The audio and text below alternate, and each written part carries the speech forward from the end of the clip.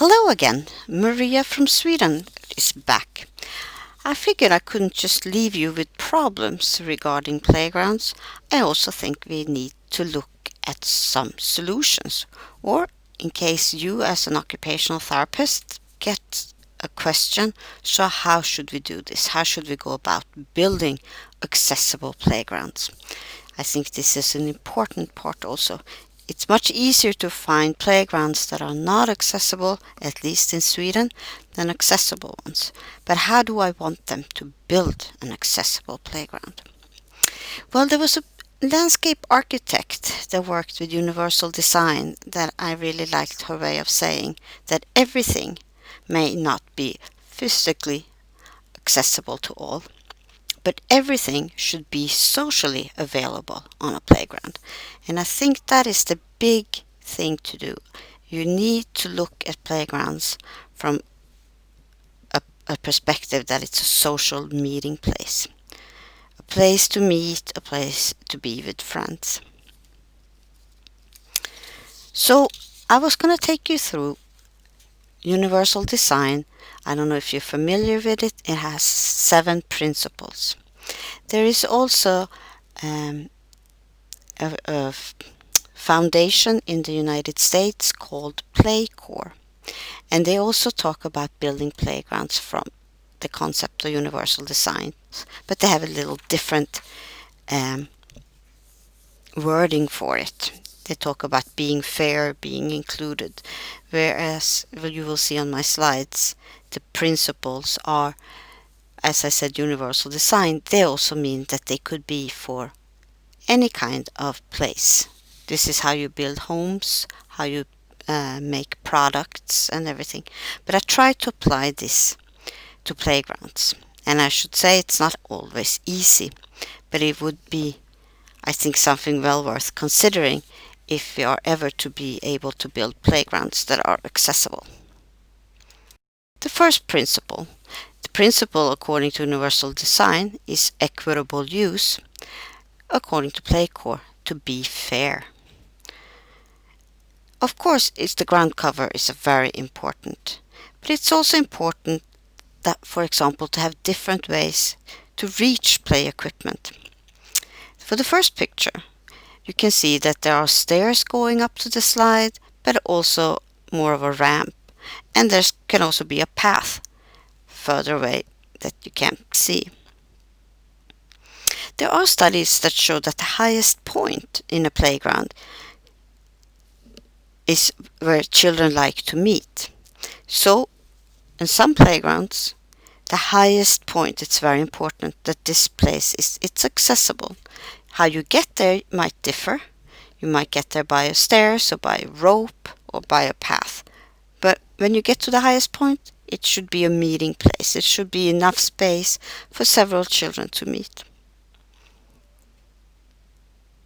If you look at the merry-go-round on the other picture, it's also important. There are different ways to use it. Here you can see you can use a wheelchair, you can stand, or you can sit. This is a way for everybody to be able to be on the same play equipment, to play together.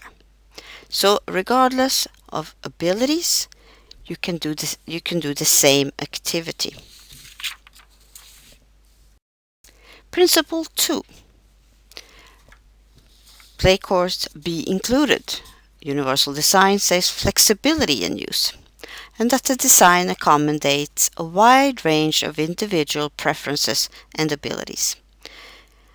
And these pictures are just symbolic ones, that children with different abilities can still be in the same place, a social meeting.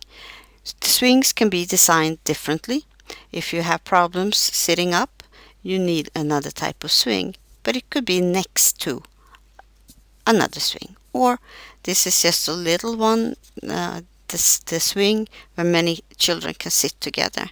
And this is becoming quite a popular swing. But this is a way to be included. Principle 3.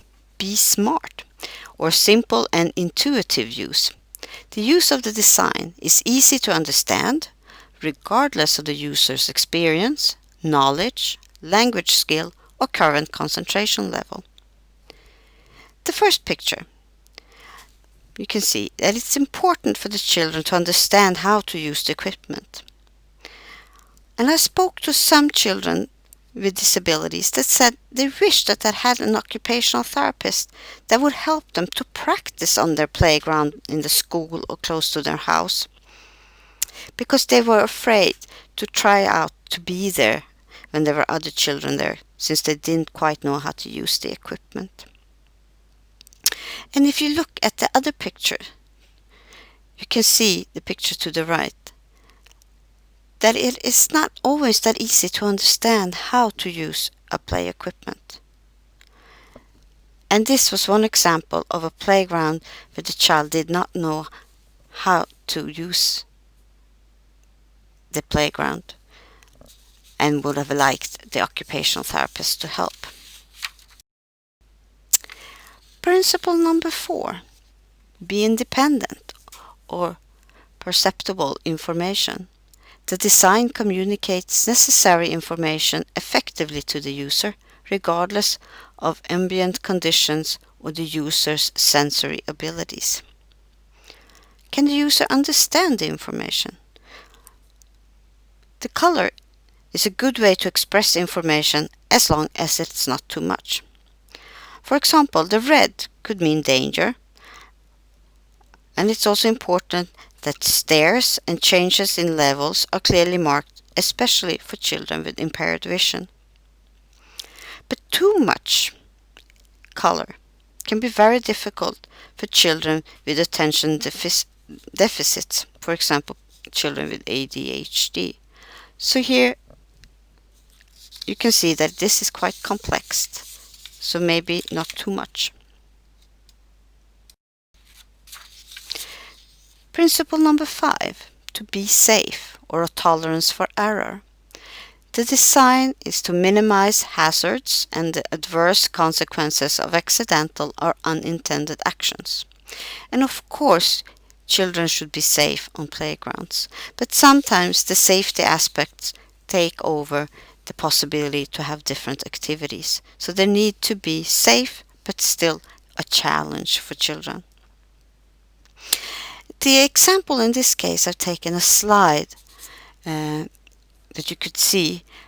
It's really clearly that only one child could go on each side, which also makes it better, no accidents. But it's also possible for a parent or an assistant of some sort to sit next to the child without and going down the slide at the same time, which might provide some safety. Principle number 6, to be active. Low physical efforts. The design can be used efficiently and comfortably and with a minimum of fatigue. And I think this looks like an exciting piece of playground equipment that is also accessible, and you could still be in the middle of all the action. It's still easy to move around.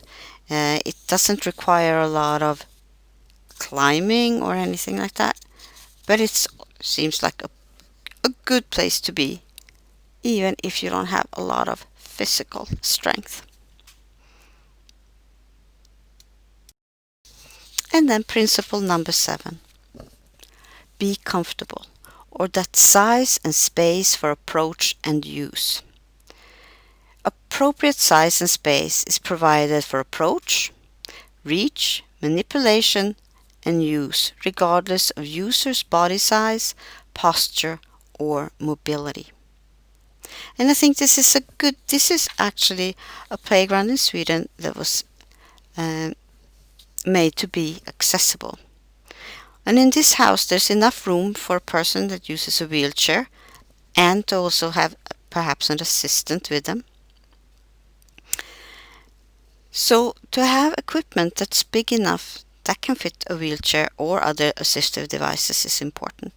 But I also spoke with children with intellectual disabilities, that many places in the playground are too small for them.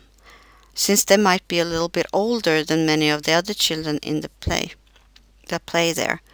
So it's important that some play equipment also is larger for these children.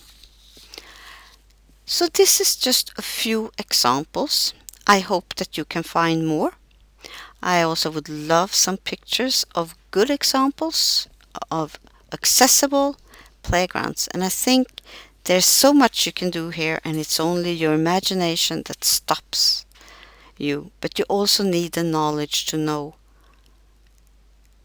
a little bit about what you should think about when designing or helping other people design playgrounds. But first and foremost, make sure it's accessible and usable. Thank you.